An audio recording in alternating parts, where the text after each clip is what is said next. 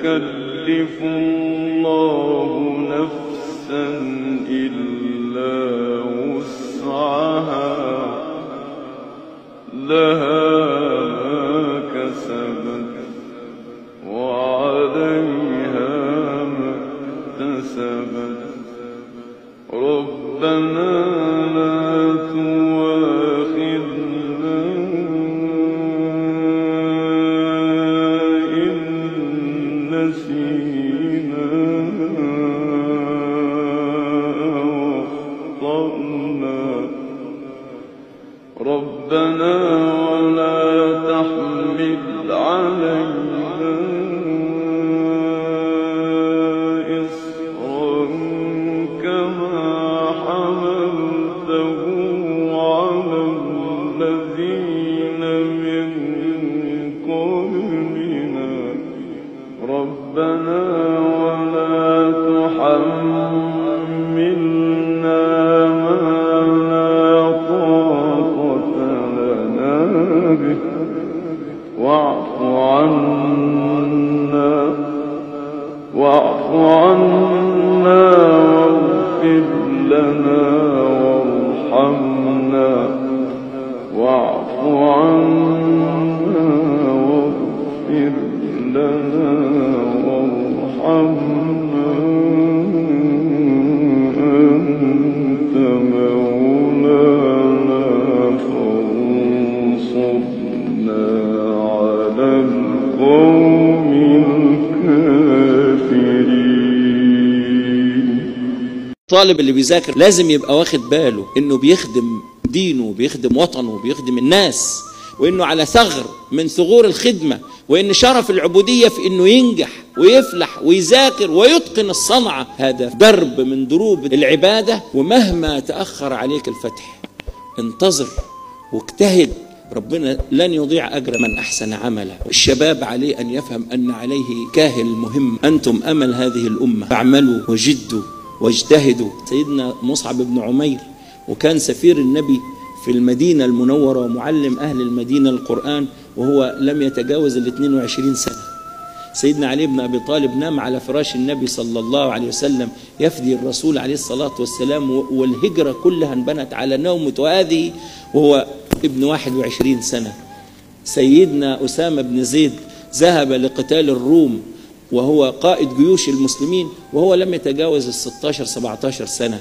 سيدنا زيد جمع المصحف في عهد سيدنا أبو بكر وهو لم يتجاوز 30 سنة. سيدنا سعد بن معاذ اهتز له عرش الرحمن وهو لم يتجاوز 32 سنة. فالعمر أمانة والشباب منحة، استغلوها ولا تهلكوها. النجاح الحقيقي يا شباب إن الإنسان يملك أسباب النجاح ويسجد لله سبحانه وتعالى. إنك اجتهد واتعب، ممكن في لحظة ربنا يكرمك تروح لليفل تاني خالص من حياتك. ربنا ما خلقكش فاضي والله، دور جوه نفسك هتلاقي. حواليك يا حبيب قلبي، بص حواليك.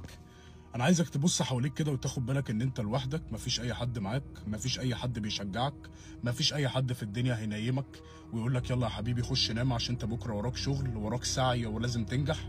مفيش حد هيصحيك الصبح على كلمه حلوه علشان تصحى وانت فايق ورايق وتنزل تشتغل. انت لوحدك، انت بنيت كل ده لوحدك، انت هتفضل لوحدك وده عادي مش مشكله. انا بقول لك نصيحه مني ليك، انت بنيت الثقه في نفسك من الصفر. مفيش اي حد في الدنيا يقدر يكسر او يهز ثقتك في نفسك. اوعى تخلي اي حد يهز ثقتك في نفسك. حبك لنفسك هو رقم واحد انت لازم تفكر فيه على طول. ما تقولش لنفسك كلام وحش، اقعد تشجع نفسك على طول. ومهما فشلت افضل قوم وقف وعيش الحياة وعيش سنك واتبسط وانجح، لان مفيش حد في الدنيا كلها حواليك، انت لوحدك. ما كانش فيه فرقة، ما كانش فيه حد بيقولك كلمة حلوة، ما كانش فيه حد حاسس بيك، انت الوحيد اللي حاسس بنفسك. فمش وقت لما تيجي توصل للي انت عايزه وتلاقي كل الناس مقبلة عليك وكل الناس نفسها تبقى تحت رجلك بس تبتدي تضعف تاني. ماشي يا حبيب قلبي؟ لان انت هتوصل. البني ادمين اللي بيفكروا زي دول هيوصلوا كده كده. انا مستحيل اموت الا لما اوصل للي انا عايزه، وقسما بالله هوصل للي انا عايزه. وبقولها بكل طريقه مرعبه ممكن اي حد يشوفني بتكلم بجنون وعظمه، لان انا عارف ان انا هوصل. انا جيت الدنيا هنا لسبب، وقسما بالله ما ماشي الا لما انفذ فوق السبب ده 10. انا موجود هنا لان انا ليا سبب، نفس الكلام ليك، انت موجود عشان ليك سبب. ما تخليش اي حد في الدنيا يحسسك ان انت مالكش لازمه. اي حد يحسسك ان انت مالكش لازمه ما تعملش منه لازمه. انت دلوقتي قدامك 30 يوم، 20 يوم، 40 يوم يا فندم، هتاخرك فيهم برضه. ما تكملي، قولي الدنيا ضلمه، ما تقوليش بقى انت تعملي ما باخرك. انت تجيبي اخرك عشان ربنا سبحانه وتعالى يديك اخره، وربنا سبحانه وتعالى ملوش اخر ولا هيكون له اخر، اسمه الاكرم. ليه اليأس؟ ليه القنوط ده؟ ليه القنوط ده يا اخوانا؟ يا اخوانا المرحله دي مش مرحله يأس، المرحله دي مرحله ثقه، اقسم بالله مرحله ثقه. سيدنا يونس لما نزل لبطن الحوت لو كان يأس كان مات، ولكن استنجد بموجبات رحمه ربنا. لا اله الا انت سبحانك اني كنت من الظالمين. ربنا بيقول فاستجبنا له خلاص ونجيناه من الغم وكذلك ننجي المؤمنين. مع ان بطن الحوت ده لو قوه المارينز اكبر قوه بحريه في العالم ما تطلعش واحد منه. ليه بقى؟ ليه اليأس؟ النهارده راح الدرس خلاص كده فاتني اللي فات، مش راح. عايز افكر في المساله، مش المذاكره ما بتجيبش نتيجه، لا بتجيب، بس ظنك السيء انها ما بتجيبش. ولا يحيق الظن السيء الا باهله. يا عم تعمل اخرك، اثبتها لك، اثبتها لك يا فندم. ما تصلي على النبي صلى الله عليه وسلم وتستهدي بالله كده. هو انت لو يئست دلوقتي وكأبت البيت معاك، ولو حاجه وقفت معاك رحت عيطت في البيت وعملتي وبكيت على السرير وضلمت على نفسك وتقوقعتي وقلت هأجل السنه وهعمل انت خدت ايه؟ كسبت ايه غير انك احبطت بيت معاك، انك دمرت اسره كامله معاك وضيعت مستقبلك. يا فندم ما تغرزي الفسيله يا بنت الناس، ما تحط الفسيله زي ما النبي قال لك ومالكش دعوه بالنتيجه. والله العظيم حصلت وياما هتحصل وبتحصل. انا واحد تعوضوا اهاليكم عن ده. اوعى تبقى اناني، اوعى تفضل طول عمرك مكلف كل الناس تريحك. لا، انا الاوان ده وقتك انت بقى تسعد اللي حواليك، تبسطهم، تقول انا عذرك في اللي فات، تقول خلاص كنتوا مشدودين تعبانين، انا عارف. قلت لك قبل كده وهقول لك تاني، خيل السباق اذا اقتربت من النهايه اتت بافضل ما عندها. خيل السبق بتجري طول السبق تعبانه، طول السبق تعبان تعبان تعبان. اول ما اجي عند خط النهايه، خط النهايه خالص، وانا تعبان بزق نفسي وبجيب اخري عشان افوز. فانت دلوقتي مرهق، معلش كلنا كده والله، معلش انت بقيت احسن. لا يا باشا، انا بقول لك انا وانت وكلنا تعبانين وكلنا بنزق نفسنا. ليه بقول لك عافر؟ يعني ايه عافر؟ قلت لك اجتهد؟ لا. اسعى؟ لا. امال قلت لك ايه؟ عافر. يعني ايه عافر؟ عافر يعني زق نفسك وانت تعبان، زق نفسك وانت محبط، زق نفسك وحاول واستعين برب العزه عز وجل وهو اللي بايده امرك. زق نفسك مهما كانت حالتك النفسيه. اهم حاجه الاستمراريه، مهما كانت حالتك النفسيه اهم حاجه الاستمراريه. اخر حاجه هختم بيها، ما تحسبهاش ومش بحساباتك، بحساباتك انت ممكن تتقفل وما تاخدش خطوه، لكن بحسابات ربنا سبحانه وتعالى ممكن يعوضك. والكريم واذا اعطى ادهش. حطها في دماغك بالله عليك دلوقتي وبعدين ومستقبلك كله، دي اهم حاجه هقولها لك. مش بحساباتك، ربنا سبحانه وتعالى ليه حسابات وكرم يفوق تخيلك ويفوق تخيلك. ليه في الارض بتطدي راسك ليه يا حبيبي؟ انت راجل، يعني ما ينفعك في الرجل، انت رقم واحد وتستاهل تتشاف كرقم واحد وكنز في نظر الناس كلها قبل ما تتشاف في نظر. ده يا ابني الاول والاخر في حياتك. اوعى ابدا تطدي راسك في الارض، اوعى تحبط، لان موجودين كتير عشان نقع ونقوم نقع ونقوم. اوعى تستسلم، اوعى تيأس، اوعى تفقد الامل. انت راجل مطلوب منك انك تتفشخ، هي دي الرجوله ودي الحلاوه بتاعت الرجوله. ليك يا ابني دايما رقم واحد، لان انت رقم واحد. ارفع راسك من فوق، اوعى ابدا ابدا تيأس عشان تقوم. وقعت جرب تاني، مش اخر الدنيا، مش هتموت دلوقتي. ابوك وامك اللي شافوا من الاوجاع والالام عشان تقف قدام الناس تقول انا فلان الفلاني ابن فلان الفلاني اللي في المكان الفلاني. اوعى تتخيل ان ربنا سبحانه وتعالى هيكرمك وانت بعيد عن اهلك. اوعى تتخيل ان انت مهما كنت شاطر ان ربنا هيفتح لك الابواب المقفوله وان الناس هتحبك وانت بتهين وتضرب وتشتم وتيجي عليهم. وانت ما بتفكرش فيهم لحظه واحده. ربنا بيكرم البني ادم اللي خدام لاهله. ايوه خدام لاهله. تبقى خدام لاهلك، تبقى تحت رجليهم ابوك وامك مدى الحياه.